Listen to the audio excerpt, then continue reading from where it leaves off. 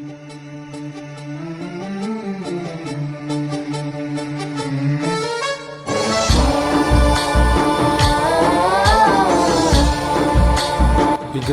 ತುಂಬ ಚೆನ್ನಾಗಿವೆ ತಮ್ಮ, ಆದರೆ ರೇಟೇ ಜಾಸ್ತಿ ಇದೆ. ಹೀಗಾದರೆ ಬಡವರು ಹೇಗೆ ತಗೋತಾರೆ? ಯಾರಿಗೆ ಯಾವ ರೇಟ್ ಕೊಡ್ಬೇಕು ಅನ್ನೋದು ನಮಗೆ ಗೊತ್ತು. ನಿಮಗೆ ಯಾವ ವಿಗ್ರಹ ಬೇಕೋ ಹೋಗಿ ನೋಡ್ಕೊಳ್ಳಿ. ಅಣ್ಣ ಟೀ ಕುಡಿತೀರಾ? ಟೀ ಕುಡಿಯಕ್ಕೆ ಹೋಗ್ತಾ ಇದ್ದೀನಿ. ಸರಿ ತಗೋತೀನಿ. ಇವ್ರಿಗೇನು ಬೇಕು ಕೇಳು. ಅಲ್ಲಿ ಯಾರಿದಾರಣ್ಣ?